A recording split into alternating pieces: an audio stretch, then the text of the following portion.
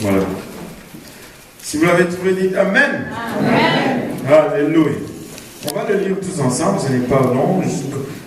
Confessez donc vos péchés les uns aux autres et priez les uns pour les autres, afin que vous soyez guéris. La prière fervente du juste a une grande efficace. Alléluia. On va prier tous ensemble. Merci Papa pour ton amour, ta bonté, ta fidélité. Nous te remercions Seigneur pour ta présence que nous ressentons ardemment Seigneur. Nous prions que cette présence soit maintenant manifeste Papa et que tu touches chacun de nous, que tu nous rencontres au lieu de nos besoins. Papa, que ta main soit sur nous éternelle. Papa, toi qui sondes les cœurs et les reins devant qui rien n'est caché, sonde tes fils, sonde tes filles Seigneur et rencontre chacun de nous au lieu de nos besoins. Avec action de grâce dans nos cœurs, nous te prions au nom de Jésus. Nous disons tous au nom de Jésus. Alléluia. Juste avant de nous asseoir, pour nous battre nos mains pour le Seigneur.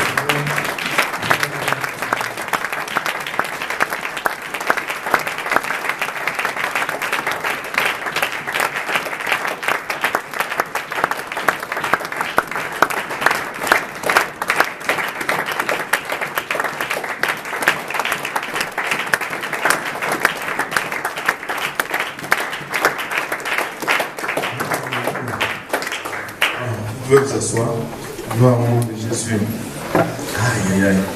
C'est bizarre. Mon déjeuner goûte la même chose que mon dîner. Ça goûte la même chose que mon souper. C'est pas drôle, ça. Alléluia. Le Seigneur est bon. Amen. Amen. Alléluia. Nous ne pourrons jamais souligner assez l'importance de la prière. Oh, j'ai oublié une chose. Dimanche, quand on brise le jeûne, il y aura vente de nourriture pour supporter la conférence francophone. Donc, on va briser le jeûne ensemble. Alléluia. Nous ne pouvons jamais assez souligner l'importance de la prière. La prière, c'est vraiment le souffle de notre être spirituel. Aussi bien que nous avons besoin de respirer physiquement, aussi bien nous avons besoin de respirer spirituellement. Et la prière devient vraiment ce souffle qui permet d'oxygéner notre être spirituel. Si tu ne pries pas, ton être spirituel va mourir. La prière est vitale. Maintenant, combien de temps quelqu'un peut rester sans respirer et vivre?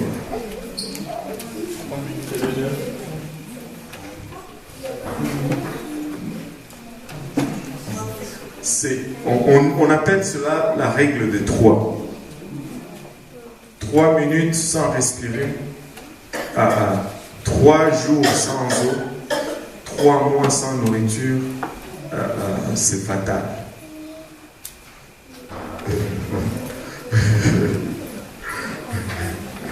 On appelle ça la règle de 3. 3 minutes, qu'ils disent.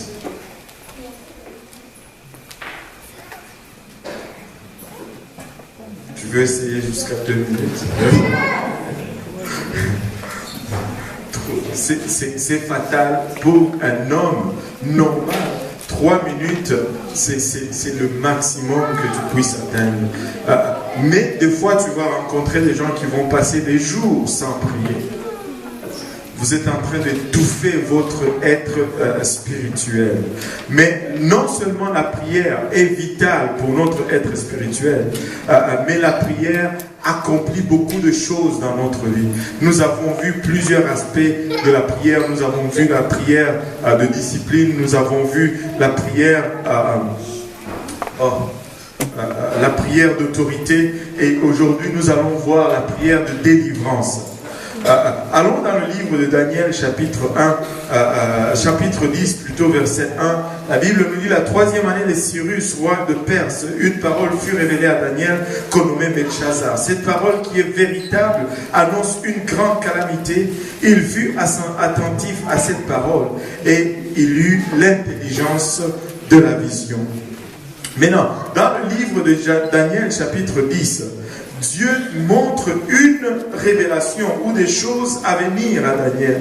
Mais quand Daniel a entrepris son jeûne de 21 jours, Dieu lui a donné cette grande vision. Mais chaque parole ou chaque vision, chaque élément de cette vision était vrai, mais cela ne s'était pas tous manifesté au même moment ou en même temps. Il a eu la vision, bien que chaque mot ou chaque élément fût vrai, cela ne s'est pas manifesté tout de suite ou ensemble au même moment. Qui a prié le Notre Père récemment?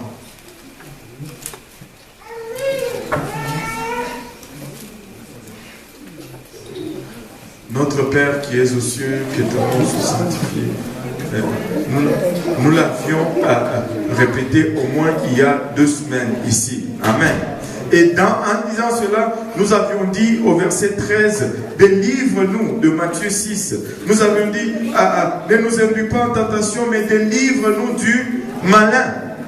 Bien que nous prions cela, qui sait que nous sommes encore en train de lutter avec le malin? Qui a eu à lutter avec le diable aujourd'hui? Ou la semaine? C'est tous les jours. Tous les jours. Bien que nous disons, délivre-nous du malin. Et c'est vrai que Dieu nous délivre, mais cela n'arrive pas toujours soudainement lorsque nous le prions. Amen. Quand nous regardons le mot délivrance ici, le mot délivrance signifie toujours... dans le contexte biblique, indique toujours l'aide d'une autre personne qui nous vient, quelqu'un d'autre, je veux dire, qui nous vient en aide pour nous sauver d'un danger. Quand le mot délivrance est utilisé, ça fait référence toujours à une tierce personne qui nous vient en aide pour nous délivrer d'un danger, pour nous libérer, pour nous sauver. Et c'est un mot, la délivrance, c'est un mot qui amène toujours la joie. Quand on est délivré, on est content.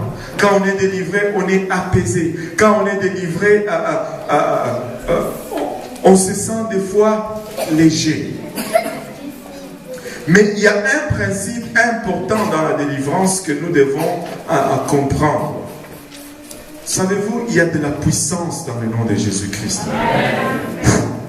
Il y a à peine une semaine, presque une semaine et demie, pas le dimanche passé, l'autre dimanche, il y a une sœur qui est venue me donner son témoignage en sortant de l'église. Elle me dit ceci, pasteur, je voulais te partager mon témoignage. Je dis, partage. Je ne veux pas dire c'est qui, mais elle me dit, avant que je ne vienne à l'église et que je ne me fasse baptiser au nom de Jésus-Christ, j'avais un problème sérieux. À chaque nuit, il y avait quelqu'un qui venait dans mon lit et couchait avec moi. J'étais impuissant. C'était quelque chose ou quelqu'un, j'étais impuissant. Mais c'était une captivité spirituelle. Et elle me dit, le jour que je me suis fait baptiser au nom de Jésus-Christ, cette nuit-là, je suis allé à la maison, je me suis couché la nuit et cette chose est venue encore. Pour la première fois de ma vie, j'ai levé ma voix, j'ai parlé à cette chose. Aujourd'hui, tu ne peux plus me toucher parce que j'appartiens à quelqu'un d'autre.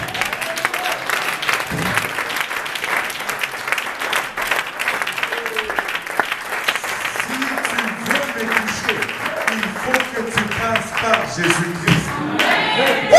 Il y a de la puissance dans le nom de Jésus-Christ. Et il y a de l'autorité dans le baptême au nom de Jésus-Christ. Alléluia. C'est une délivrance. Il fallait que quelqu'un vienne et la délivre. Et ce quelqu'un n'était nul autre que notre Seigneur Jésus-Christ. Écoutez, peuple de Dieu, ce sont des choses qui... Alléluia. Je ne sais pas pour vous, mais moi je suis excité. Jésus-Christ. Alléluia. Il y a un principe important de la délivrance que nous devons tous comprendre, que nous devons saisir. Regardez d'abord. Un des principes, c'est celui-ci. Josué 1, verset 3. La Bible nous dit que tous les lieux que vous foulez, que foulera la plante de votre pied, je vous les donne comme je l'ai dit à Moïse. Il dit tous les lieux que foulera la plante de votre pied, je vous les donne comme je l'ai donné, comme je l'ai dit à Moïse. Ici, le mot fouler vient du mot darak, qui veut dire qui a une connotation de bander l'arc pour tirer une flèche, conquérir ou lutter pour. Et le nom donné vient du mot Nathan qui veut dire livrer à. Dieu dit en d'autres termes, si tu luttes pour, je veux te le donner. La délivrance va toujours venir par la lutte.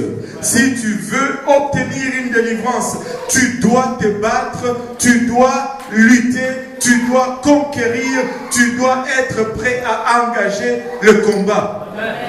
La délivrance va toujours venir par le combat. Quand Dieu vous délivre, vous avez encore besoin de vous battre. Il leur a dit, je vous donne la terre promise. Ils ne se sont pas dit, merci Seigneur, nous avons la terre promise. C'était par contre, nous passons à l'attaque. Nous devons nous battre pour ce que Dieu nous a donné. Donc quand Dieu dit, je te donne, cela ne veut pas dire, je croise mes bras. Quand Dieu dit, je te donne, il faut que tu te battes pour ce qu'il t'a donné. Alléluia. Ça c'est le premier principe. Regardez dans le livre des Juges. Ça c'est un principe qui m'a fait danser un peu. Juges chapitre 1 verset 3. Alors que Josué est mort maintenant et le peuple d'Israël est à la recherche d'une direction.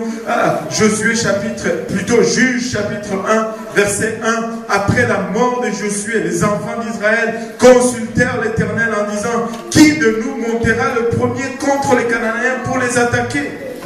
L'Éternel leur répondit, Juda montera. Voici, j'ai livré le pays entre ses mains. Juda montera. Que tout le monde dise Juda.